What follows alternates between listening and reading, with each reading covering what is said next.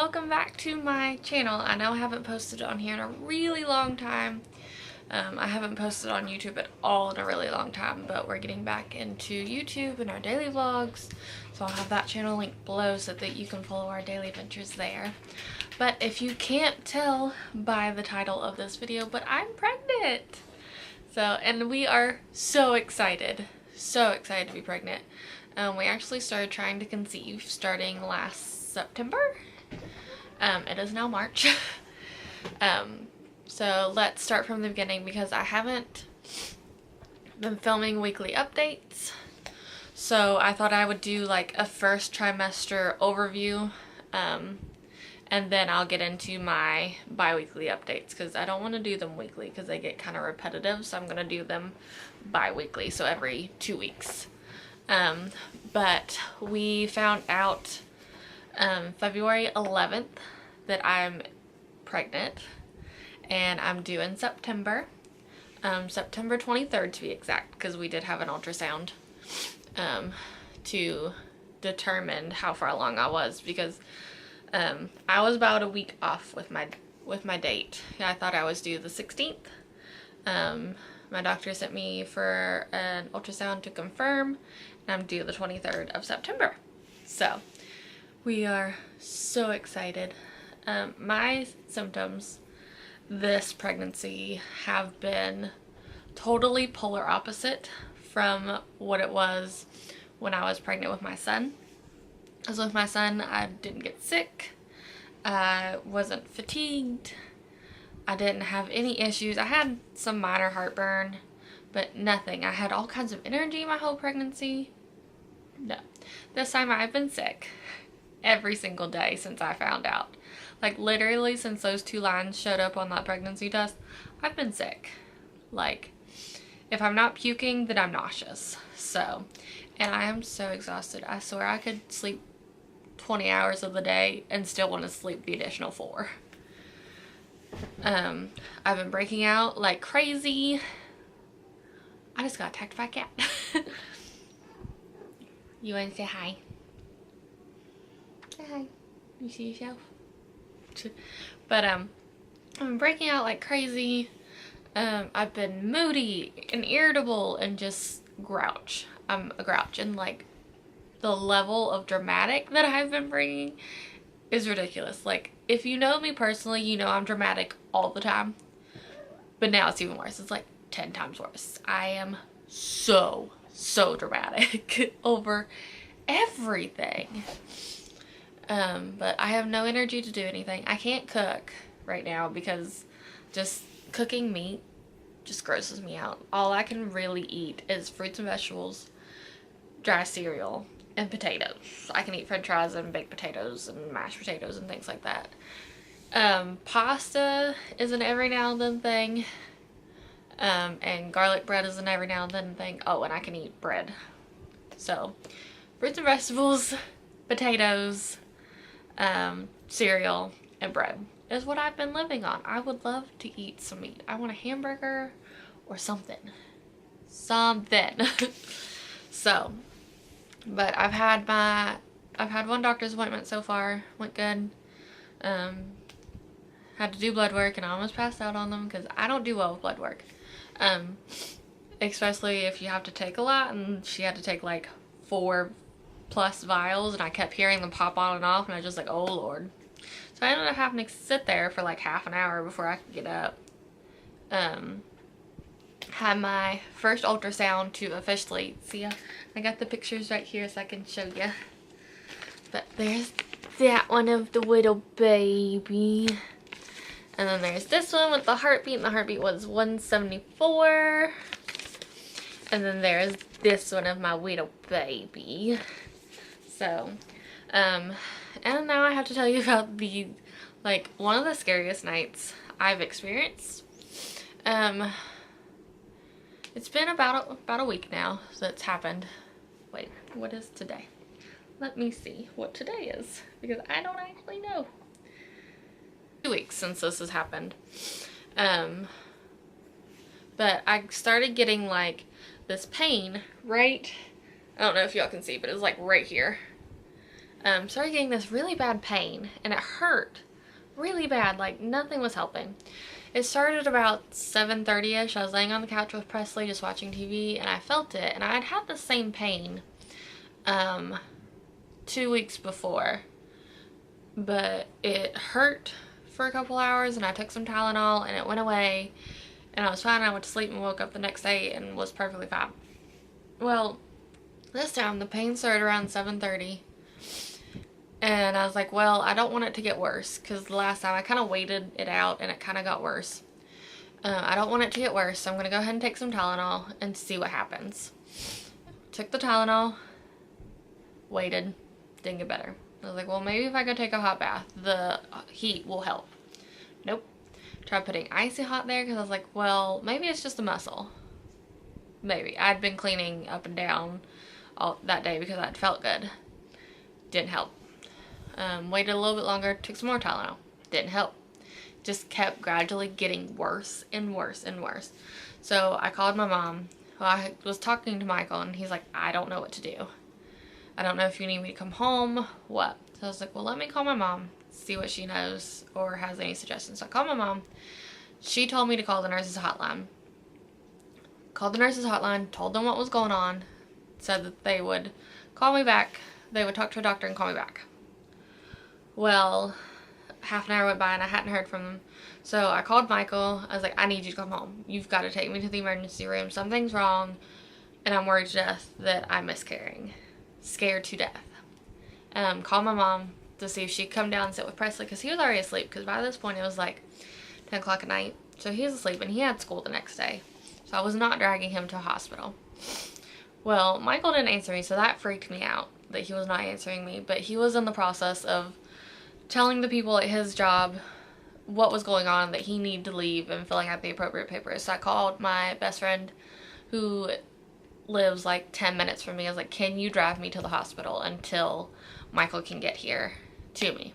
And she said, sure, I'm coming right now. So I just threw clothes on, because at one point I was in so much pain and like puking that I had just like taken all my clothes off. So I threw on a shirt, threw on some pants, grabbed some flip-flops, and grabbed a blanket and my phone and my wallet. I grabbed my purse, put all my stuff in my purse. My mom got here to sit with Presley. I explained where the extra stuff was. My friend got here to pick me up, and as we were pulling out my driveway, that's when Michael called and was like, I am on my way. And I told him to meet us at the hospital, because by that point, the nurse hotline had called me back and said that the doctor on call wanted me to go in and get checked. So I go in. We tell them what's going on. They make me wait in the lobby. And then I finally get called back, and they take my vitals. And then it's another like 30 minutes. And Michael is there. And then they call me back to go to an ultrasound. By this point, I'm in so much pain that I can't sit, I can't stand, I can't lay. Nothing helps. And I've like been puking in the bathroom because it just hurt so bad. It was so much pain that it was making me puke. Went back for an ultrasound. She did the ultrasound, and she didn't say anything, which scared the bejesus out of me. But then she clicked it, and the baby's heartbeat came up, and I immediately started crying. And she's like, your baby looks good. She's like, let me go check the orders and make sure what else they want to see. Because they wanted to see like my spleen and my intestines and like my kidneys, to see what possibly was going on. So she went and did that order and came back and did the pictures, and I went back to the lobby. And I was in so much pain, and they kept calling me back periodically to check on my vitals. And it was so busy that night at the hospital that I go to. There's 2 hospitals in a small area near where I live, and they trade trauma nights. And the night that I went to the hospital was not supposed to be my hospital's trauma night. It's supposed to be the other hospital's. But something happened at the other hospital to where they stopped taking traumas and started sending them to my hospital. So that was putting a hold on everybody waiting in the lobby. It was just, I was miserable. I just wanted somebody to fix the pain and take it away. So I don't know what happened, what was going on, but eventually I got into a comfortable enough position that I ended up falling asleep on this like padded bench with my head in my husband's lap. Fell asleep. My friend ended up going home because her husband had to be at work at like 4 o'clock the next morning. She's got 5 kids to take care of. So she went home, I think about midnight. Oh, I forgot to tell you, we got to the hospital like 10:30, 11-ish. Fell asleep and I woke up. Hear my cat. Lily. Woke up, I think at like 2 in the morning. A bunch of people had left the waiting room. And then I like rearranged, I ate a little bit because I was feeling really like nauseous where I had nothing in my stomach. And I was like, this is great. So Michael got me some pretzels and some Sprite because that's what I wanted. And ended up, I ate some of those and I rolled over and went back to sleep. And I woke up and it was like 4:20-ish. And by then it was like us, the people that went in, that had come in right before me, and like a few other people left in the lobby. And it was like taking them like 3 hours between like calling people back and calling somebody else back. So we had expected that we were going to be there for another 3 or 4 hours. And by that point, like the pain was gone. Like I was a little sore, but the pain was gone. So it was just gone. Michael's like, well, what do you want to do? Do you want to stay? I was like, well, I've already been here 7 hours. I might as well stay and be seen, just to be sure. And luckily, shortly after that, I think I finally got called back at like 4:45. They finally took me back to a room. One of the nurses back there came in, she read my report and went through the ultrasound with me because the ultrasound tech really didn't, and I know it wasn't her fault, she really couldn't. Went through that, and I explained to her what was going on. Lily, you can see my TV because my TV is still on. But anyway, that nurse went, and I actually went to high school with her, so she knew I was pregnant and knew that I was probably freaking out. Well, then the doctor came in and was talking to him, and he went over my results, and he's like, what it is that it was severe acid reflux. So in my mind, it's like, are you kidding me? You gotta be kidding me. So he's like, what I can recommend for you that is safest while you're pregnant is Zantac. He's like, talk to your doctor, talk to your regular OB before you start doing this. He's like, but you might want to start taking one in the morning and one at night, just to help. So they discharged me and did all my papers for to cover the medical leave part. They gave Michael papers to cover the medical part so that his coming home early was covered. We went home. Well, we stopped and got breakfast because by that point I was really hungry. We came home. My mom woke up as we were coming in, so I was telling her what was going on. I was like, you know what, just don't worry about taking Presley to school tomorrow, because by that point I would have had to been back up in 45 minutes to get him to school, and Mom just really didn't know his routine well enough to take him to school. I told her, I was like, don't worry about when he gets up. If you all have things to do, just take him with you. I'm gonna go to bed and sleep and just get some rest. So Michael needed rest because he had been up all night. I mean, he was going to be up all night anyway, but I think it was worse because he was stressed out, worried about me and the baby and what was going on. So, and luckily I have not had that pain since. I do keep Zantac in my car, in my purse, at home. My mom has some Zantac for me at her house. My friend Tabitha has Zantac at her house. I'm pretty sure I've left some there. I just leave it kind of everywhere just to cover my bases. I had another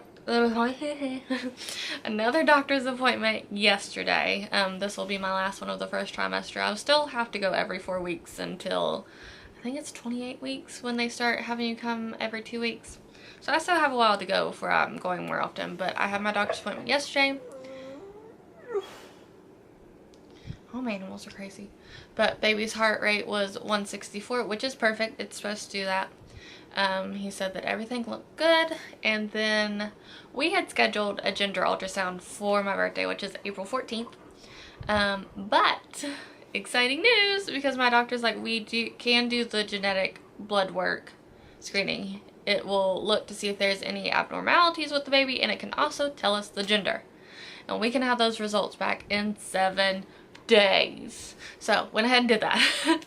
So did that yesterday. Today is the first day I went on registered, because they give you a little card that you can go online and register and like track your results. So I'm excited. So we should know about this time next week what the gender is. Or if I'm being real lazy and putting this up real late, then you might already know. So, but yeah, that's about all I have. I will be 14 weeks tomorrow because my weeks turn over on Saturdays. So, and we are just really happy and really excited to go on this journey. I mean, we've been wanting another baby for so long, but it's never been really the right time. And I mean, there's never really a right time or a perfect time to have a baby, but we're kind of in this like phase right now where it's not going to hurt anything to have a baby right now. So why not go ahead? So we are very excited and can't wait to take you all on this journey. And hopefully next time I film, it will not be dark outside because I was lazy today. I kind of took a nap. It's okay. It's okay. So, but I will see you all in my next video. Bye!